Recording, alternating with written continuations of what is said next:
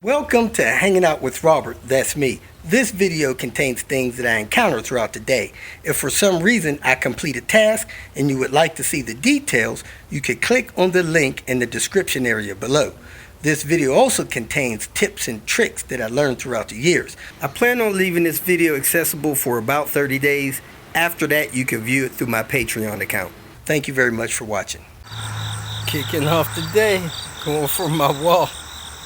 Panther still out here without the AC done. I'll finish that up real quick as soon as I get back from the junkyard, that is. I guess I can bolt it in place before I go to the junkyard. We'll see if I got enough time to do that. Usually when I go for my walk and come back and then work on the video, it ends up being past 9 o'clock. And I gotta go by the VA this morning and do some blood work and stuff. So I may not get to that before I go to the junkyard, because I'm gonna leave here probably 8:30 to go down to the VA. So anyway, let me go ahead and get my walk on and come back and see if I have time to do the video before I go to the junkyard and to the VA. Doesn't look like Elizabeth or Byron likes pulling in the driveway with that car hanging out there a little bit. I gotta ask them about that today. I'm actually surprised that it's not raining. All this stuff going on with the weather. White 850 wagon, and you pull and pay Cincy. This thing has chip in that light, chip in this light, but these lights seem good, but for some reason this one has moisture in it. So something's going on there. The trim pieces under the headlights are good. The bumper is in really good shape. A little scuff here, probably just got that being at the salvage yard. The trims down the door are in good shape. Dark interior. This dash is in awesome shape, other than it's lifting here. I don't understand what's going on with that and there. Pad looks good. Glove box door is dark. It's got the standard climate control unit. Somebody didn't know how to do that. They busted that. Just ripped it off. Steering wheel is rubber, not leather. So somebody wanted me to get that winter button. I don't know if you can get that button off without busting that. The shifter's busted. Parking brake doesn't seem like it's working. But the door's in relatively good condition. Mud flaps on the front. This side's damaged. I don't know if they just did that here at the salvage yard or what. Hit it with a forklift.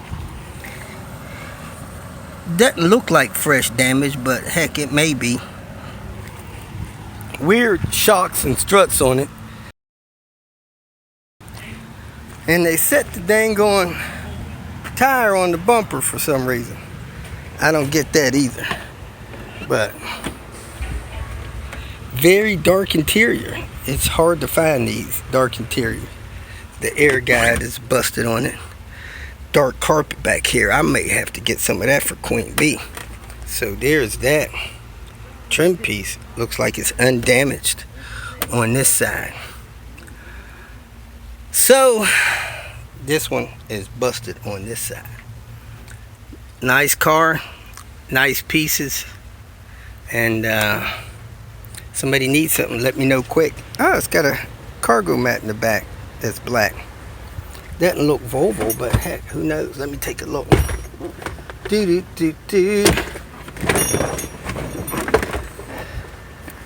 Got a killer jack. Don't get that jack, man. I got 3 good bolts out of this AC system. They all look the same on the condenser and on the compressor. On the condenser, this came out of the passenger side. It's flat, need to be replaced. On the compressor, this is the upper one, closer to the hood. It's bigger than this other one, and they're black. So they look flattened out. They need to be replaced as well. I'm gonna go by Nordic, see if he has a couple of those gaskets for me, so I don't have to reuse old ones. I took a few things, but it has a few things left. I hate they put it down on that bumper. That sucks. interior, I took a few bits out of it. Took the knobs off the climate control.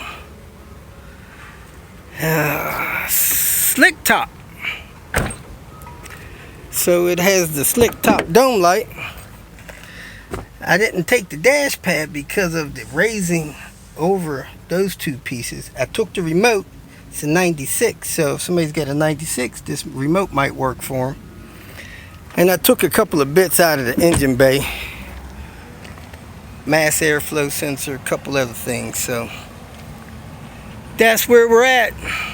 Look like it's got a decent blanket under the hood. I probably need to take some of those clips. They lost some of those on Panther. Let me grab some of those clips. And I took the fuse box cover. PR is missing that. So that's it. I'm moving on to the next stop. Harmonic balancer from your P1 platform. This one over here on the left is a good one. Not new, but good. You should probably replace these every time a timing belt is due. This one on the right is going bad.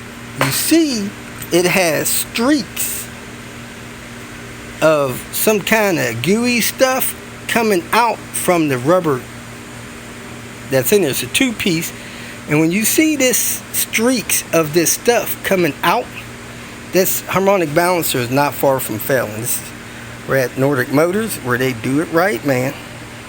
And you got this XC90 2016 and newer torque arm bushing. Was this a recall or are they just replacing them? No recall. Probably should be recalled, but if you got one of these in your XC90, go ahead and get it replaced. That's what it looks like. You can see the newer style maybe on their website or on Williams' Instagram page. I'll try to post a picture of it. Let's get back to work. Send a package to Brooklyn, New York. Building probably 120 years old. They want to say there's no such building number. Send it back to me. Like I got money to send this thing back and forth. Leaving 2 stacks jacks. What do I see there? Oh my gosh, this can't be true. Look like they're about to crush a yellow 850 T5R. Oh man, this is nuts. I gotta go talk to these folks. My bad compressor is a Volvo compressor, even though it was rebuilt. And the clutch gap was so good on it that it didn't even have any zip ties. But as you can see from the redness on the front of it, it got real hot. Now this compressor that was on the car has the clutch switch bypass hack on it. So you see the wire coming from the clutch area. It goes to this pad here, and then it comes off of there and it plugs into the wire harness on the car. I don't know if my mechanic in Albuquerque did that or not, but if you look at this one has the wire coming off the clutch, goes down here, up into here, and then this wire goes around here and into this plug, and then this plug goes around here and into the switch in the back of the compressor. Well, this compressor doesn't have that switch. So this compressor is designed to bypass that switch inside the compressor. So I could do this hack right now by unplugging this and hooking this right up to my system, or I could leave it plugged up proper and see how it works. But as you can see, this is a Volvo compressor. That's the part number, I guess, 8708581, and this is 8708581 as well. Now, I'm not sure what this indication here is. Let's take a look at it.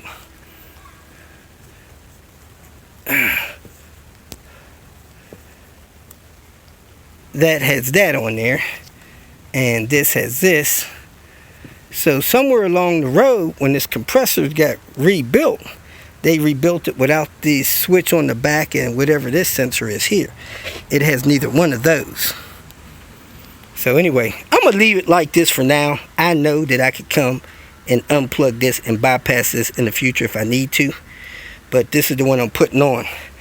I could not get the clutch off the front. I didn't think about taking this to Nordic and having them pull it off for me, or showing me how to pull it off. Maybe I'll take this one up there, have me demonstrate it with that one. But I put a couple of pieces of metal in here to shim this thing down close to what that is, and I'm gonna go ahead and install it. I got new gaskets in the back. I didn't know it, but this has different bolts already in the back of it.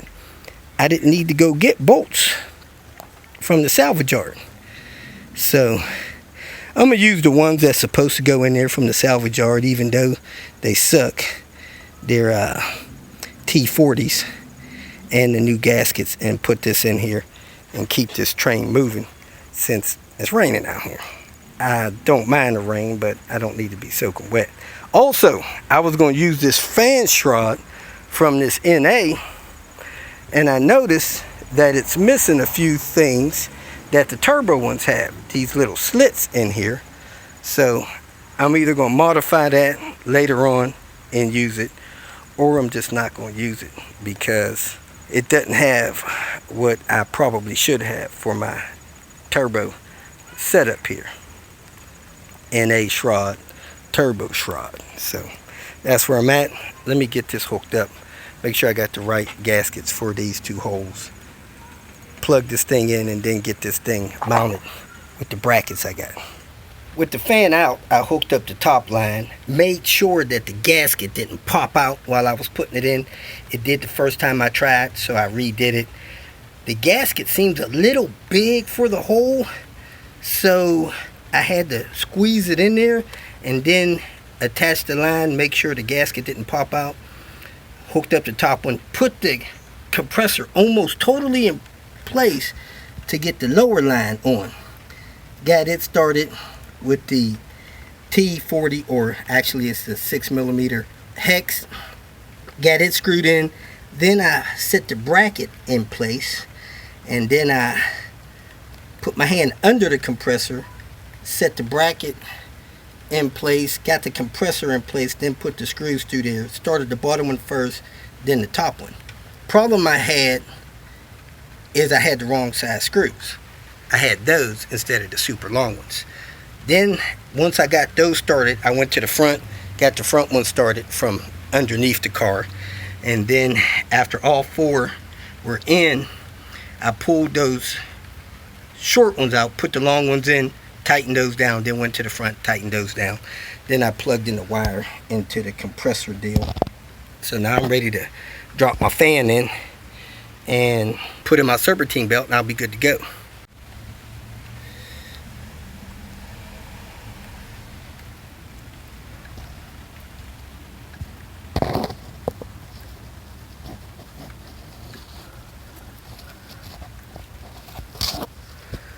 And there's my vacuum leak on the side of the intake manifold. Right there, it's off.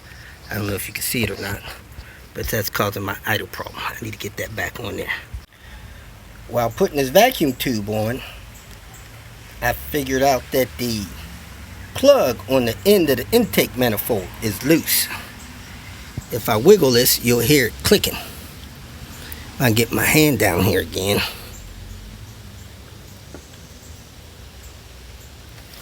Let me try to get my hand in here this way, see if you can hear it clicking.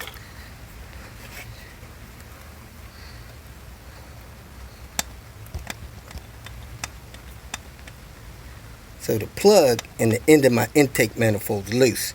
I need to stake that or replace the intake manifold. That's not good. And that's that. Duh, what's wrong with this picture? Didn't know the NA was different from the turbo. Don't have the intercooler hump. Bought that piece for nothing. Well, that's it. Just sprinkling, but over an hour or so, you get soaking wet if it's sprinkling out, so I'm drenched.